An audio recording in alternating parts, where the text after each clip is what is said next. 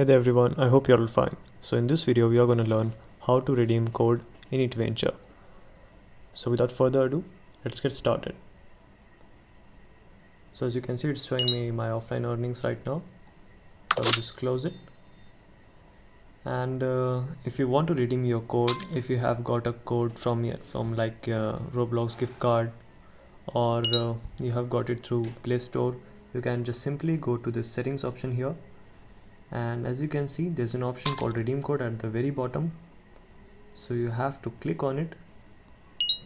And now I will try to enter a code here.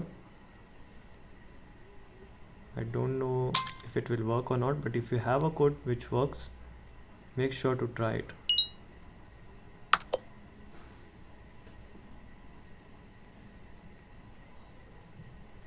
Okay, so it's saying it's invalid.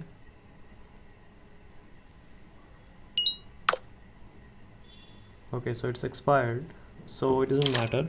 If you have a code which is working, you can try it. So that's how you can redeem code. Okay, so that's it for today guys. Hope you found the video helpful. See you soon. Have a good day.